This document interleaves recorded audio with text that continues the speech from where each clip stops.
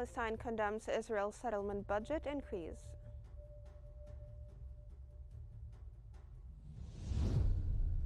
NATO chief calls for strengthening Ukraine's defense capabilities.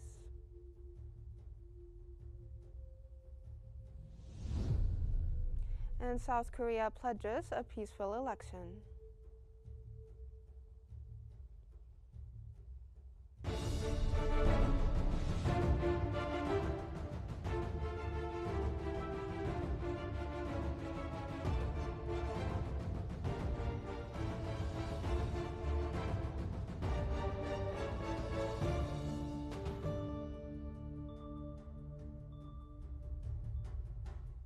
It's 8 p.m. Cairo local time, and you're watching Qnews.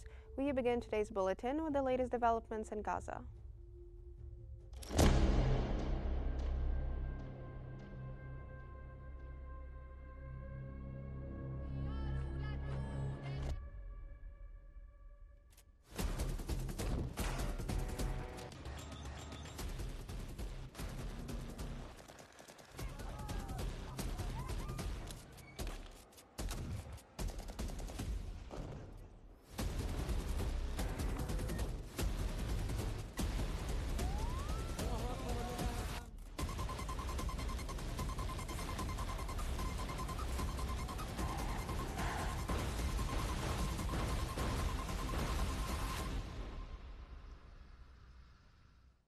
The Palestinian Ministry of Foreign Affairs has expressed serious concern over the Israeli Knesset's recent decision to increase funding for the Israeli Ministry of Settlement by 320%.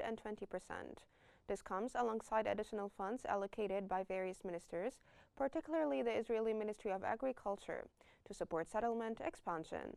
The ministry highlighted reports of settlers taking over 14% of the West Bank, displacing Bedouins, and undermining the prospects for Palestinian statehood and peace, urging international intervention.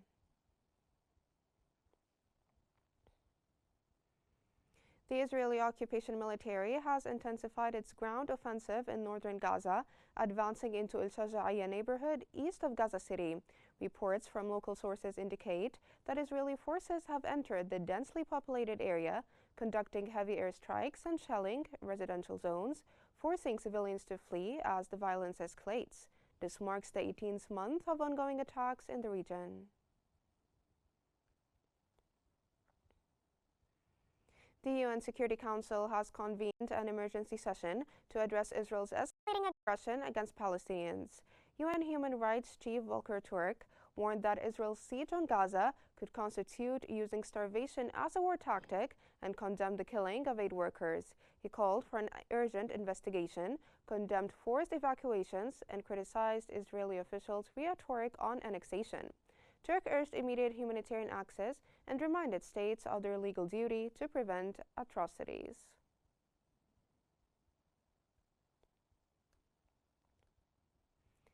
President of the Palestine Red Crescent Society, Dr. Yoon al-Khatib, has called for an independent investigation into the Israeli occupation's crimes in Gaza and accountability for those responsible.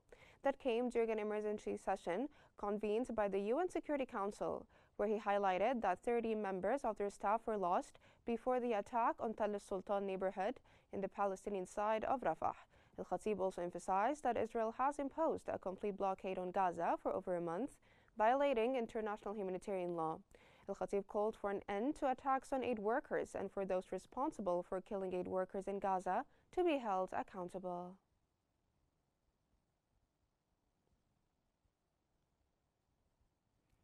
UNRWA Commissioner General Philip Lazzarini has condemned Israel for using food and humanitarian aid as weapons in Gaza. He highlighted the ongoing humanitarian crisis caused by Israel's 18-month siege, which has resulted in widespread hunger, despair, and a lack of essential goods. Lazzarini called for an end to the blockade, urging that aid be allowed to reach Gaza and the siege lifted to alleviate the suffering of the civilian population.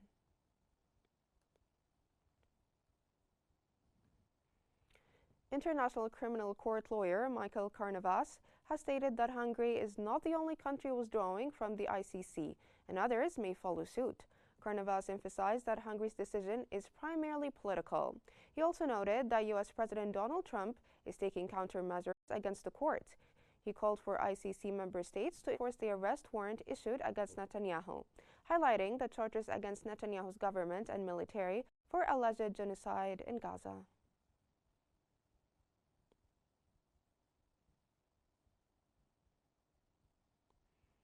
And for more analysis, we now move to Mark in our newsroom. Thank you very much, Selma. Now joining me from Cairo is the former Assistant Foreign Minister, Ambassador Dr. Mohammed Hagezi. Thank you very much for being here with us on Qnews. Now, how do you view Israel's attempts to isolate the Palestinian side of Rafah area from the rest of the Gaza Strip? What do you make of that? Mark, this is another escalation to give a message that the Israelis are preparing for a long-term stay in Gaza. Gaza maybe to reoccupy territory, and this in itself is an escalation that really threatens not only peace and stability in the region, but also the livelihood of the prisoners and hostages. This also is a defiance to the process that is going on to reconcile the position of Hamas and to reach an agreement. We all know that Egypt, with Qatar, a new suggestion for the peace deal between the two parties and a ceasefire agreement that will link with the second stage of the first agreement. We learned a while ago that Steve Witkoff, the American envoy to the Middle East, might revisit the region next week. And this in itself is good news, shows that there is a commitment from the American administration to re-engage in the talks that will lead to the hopeful ceasefire between the two parties. We all know also that President Trump will visit the region maybe in May to Saudi Arabia, and before his arrival, I'm sure the American administration will be keen to reach the ceasefire agreement with the Egyptian proposition, maybe enhanced or modified with the new visit of Steve Witkoff. So we all hope that while we are witnessing, as you rightly said in the beginning, the Israelis are reinstating themselves in Rafah and in certain parties to reinforce their presence, there is a hope that the Egyptian paper signed with Qatar also and will be put to the attention of the parties. And Hamas, as we learned last week, has accepted this proposition. I'm sure that Witkoff will come with the final seal, and definitely President Trump, before his forthcoming visit to Saudi Arabia, will be very keen to settle the score and the discussion on the ceasefire and force the Israelis to accept a ceasefire that will lead definitely to a political horizon, which we hope will put the region in order and stop the Israeli incursions and attacks not only on Gaza, but in different fronts in Lebanon and Syria as well. And maybe, as Paul is expecting President Trump to suggest a larger peace accord or a larger treaty that might bring all the parties together, which we hope. Now, Dr. Hagezi, I was wondering, why do you think that Israel is currently refusing to reach a ceasefire agreement? Well, they are trying to make benefit as much as they can from the green light given by the American administration and the full support they are taking in follow-up to a promise by Netanyahu that he will end the situation to his aims, means the freeing of the liberation of the hostages and the destruction of Hamas. Two goals that hasn't been achievable, and we've been witnessing the Israelis for almost 15 months before the first ceasefire trying to do both, and they failed. And there is no reason that suggests that we will witness an Israeli success to the liberation of hostages or to end Hamas. They have tried politically to end the presence of Hamas, but they ignore that Egypt has submitted one of the most comprehensive and integrated deal, which is the Egyptian plan for reconstruction of Gaza, in which we did not only address the issue of reconstruction on two important phases. One is immediate for 6 months with a cost of $3 billion US, and the second phase, which is larger, with almost $53 billion US, which will contain the people of Gaza in their territory and will not expel them compulsorily or voluntarily, as Israel always claimed. The second most important part of the Egyptian plan, Mark, you may recall that we suggested what we call it the social solidarity unit, which will be a Palestinian experts or technocrats who are not belonging to parties or movements, particularly Hamas or Fatah, all technocrats, that they will run the Gaza Strip for almost the first phase, and then they will be supported by a police that will be trained by Egypt and Jordan, and then we will move forward. The proposition of the reconstruction will start by an international call for support or an international conference this month, and I hope that the Egyptian government will call for this conference as soon as we can, even with the escalation in the territory, because we need to send or transcend the message of hope to confront the ongoing Israeli incursion and killing. Now we are talking about 100 children die daily, according to Lazzarini of UNRWA this afternoon. 100 is killed on a daily basis. It's truly a ratio that hasn't been seen even in the Second World War. This is ethnic cleansing that Israel will stood accountable in front of the International Court of Justice, and through maybe this is the time that a verdict should appear to put things on the right track. Otherwise, we will continue witnessing an unstoppable Israeli attacks on the civilians in Gaza, because we all know that Hamas is in the tunnel, whom the Israelis are killing on a daily basis are the Palestinians living in tents or living in the wreckage of their homes and houses. Now, I wanted to ask you about Hungary. Of course, Hungary has withdrawn from the International Criminal Court, the ICC. That was part of Netanyahu's visit to see Orban. Do you think other countries might follow suit? No, I don't think so, because the government ruling in Hungary, as we all know, are far right-wingers.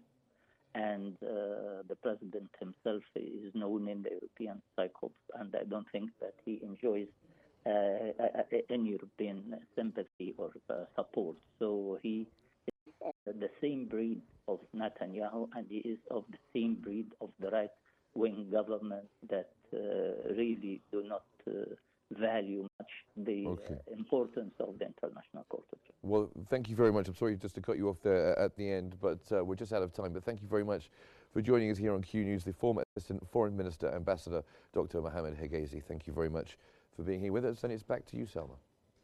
Thank you, Mark, for conducting this analysis. And moving to Lebanon, Lebanon's new central bank governor has announced plans to revive the country's financial system.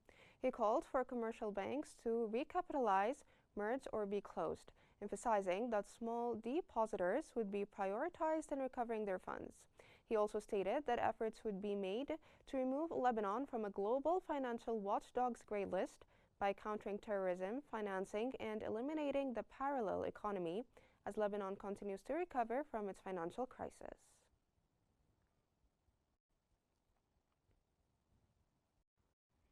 In Damascus, Syrian television has reported Israeli airstrikes targeting the El Kiswa area in the southwest of the capital. It was also reported that a powerful explosion hit the capital, with authorities currently investigating its nature. That came a day after the Israeli occupation forces launched multiple attacks targeting military capabilities in Damascus, Hama, and Hims provinces in central Syria.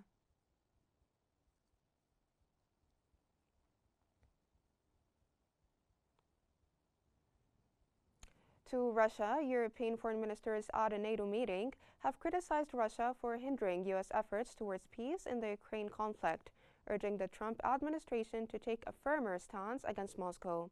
U.S. President Donald Trump had previously believed that his Russian counterpart Vladimir Putin was committed to peace, but recent developments have led to growing skepticism in the White House. Moscow rejected a U.S. ceasefire proposal, and both sides have violated limited pauses and attacks.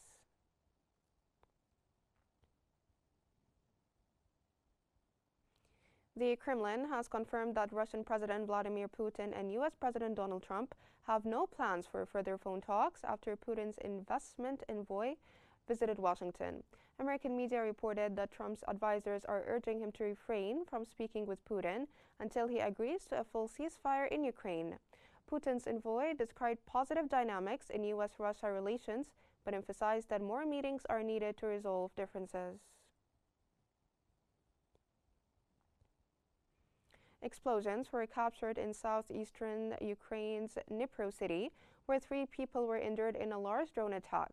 The regional governor confirmed that a massive drone assault was repelled with minimal damage and no casualties.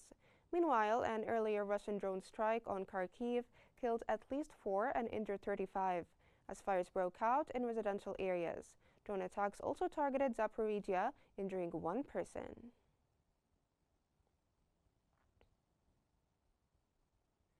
Moving on to Brussels, where NATO Secretary-General Mark Rutte has confirmed that allies received a clear message from the U.S. Secretary of State about Washington's commitment to the alliance. He emphasized the importance of ensuring security and stability for member states. The focus of discussions also included strengthening Ukraine's military and rallying more European support for its future defense capabilities. He highlighted that the ball is in Russia's court regarding a ceasefire and stressed the need to prevent future attacks on European nations.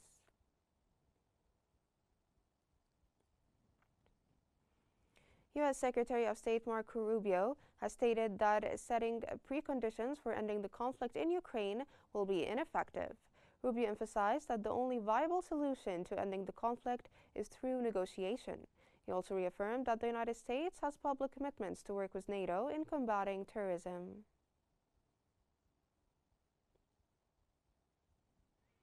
High Representative of the European Union for Foreign Affairs and Security Policy Kaja Kallas has stated that while U.S. Secretary of State Marco Rubio reaffirming Washington's commitment to NATO is important, European countries must become stronger. Ahead of a NATO foreign ministers meeting in Brussels, Kallas noted that Rubio assured the U.S. would not make concessions that go against the interests of Ukraine or Europe or cross any red lines.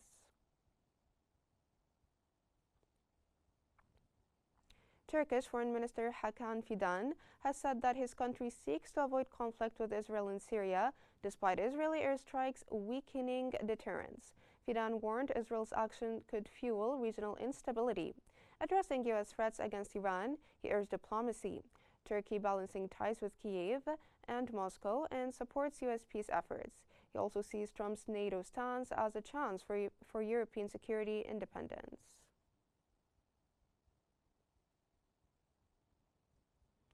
Denmark's Prime Minister has emphasized the need for closer Arctic defense cooperation with the U.S. during her visit to Nuuk. However, she strongly rejected any U.S. attempts to annex Greenland, a semi-autonomous Danish territory.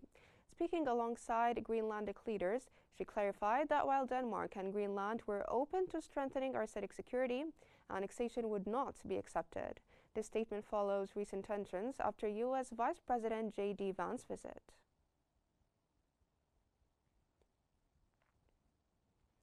South Korea's acting president Han Duck-soo has pledged to ensure a peaceful and orderly presidential election following the impeachment of President Yoon Suk-yeol. This comes as the Constitutional Court upheld the parliamentary motion removing Yoon over his imposition of martial law, triggering the nation's worst political crisis in decades. Han will serve as acting president until the new president is sworn in. The Constitution mandates a presidential election within 60 days of Yoon's ouster.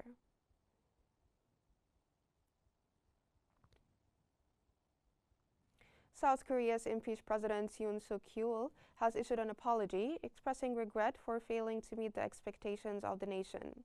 following the Constitutional Court's decision to uphold his impeachment over the imposition of martial law. Yoon thanked his supporters but acknowledged his shortcomings. The court rejected his justification of martial law, citing legal alternatives to resolve the dispute. The ruling concludes months of political unrest affecting the administration. EU Commission President Ursula von der Leyen and European Union Council President Antonio Costa have met with leaders of 5 Central Asian nations at the inaugural European Union Central Asia Partnership Summit in Uzbekistan's Samarkand. The summit aims to strengthen ties and regional cooperation, focusing on trade and security. The European Union sees Central Asia as increasingly strategic, and both leaders also participated in the Samarkand International Climate Forum opening session.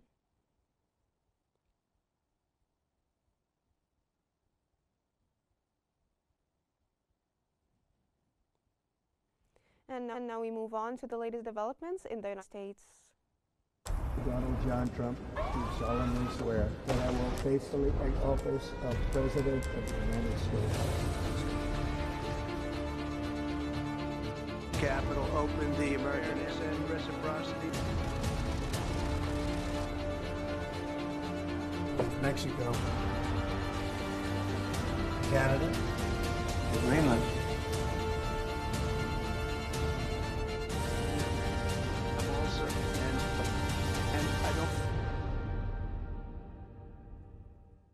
China has announced new tariffs and restrictions on U.S. goods in response to the U.S. President Donald Trump's tariffs. Starting April 10th, China will impose an additional 34% tariff on all U.S. goods. Beijing also enacted export controls on rare earth elements, including samarium and dysprosium, to the U.S. Additionally, 11 foreign entities were added to China's unreliable entity list, allowing punitive actions against them.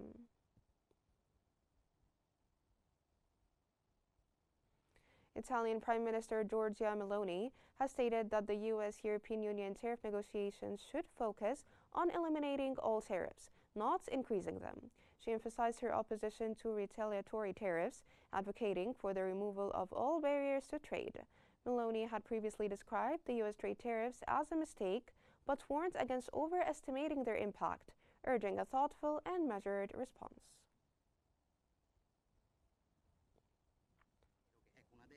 Di stabilità, forse dovremmo ragionare di quello o di fare una valutazione ulteriore su come è stato indicato il patto di stabilità. C'è una materia energetica che è fondamentale, ad esempio The Argentine government has expressed satisfaction with the U.S. decision to reduce tariffs on Argentine goods, aiming for a broader trade partnership. Presidential spokesperson Manuel Adorni highlighted the positive outcome of achieving lower rates. Argentina, affected by a 10% tariff hike, faces potential export declines and economic slowdown, while working on securing a new loan from the IMF. President Javier Milei advocates for a free trade agreement with the U.S. to bolster bilateral ties.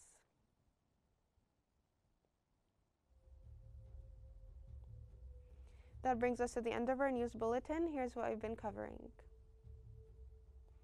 Palestine condemns Israel's settlement budget increase. NATO chief calls for strengthening Ukraine's defense capabilities.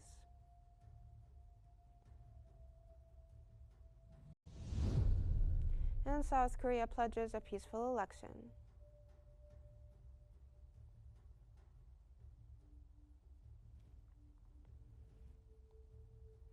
This concludes our news bulletin for the hour. Don't forget to follow Qnews on YouTube, Facebook, X, Instagram, and TikTok at Qnews EG to stay informed. Thank you for watching and stay tuned for more updates on Qnews.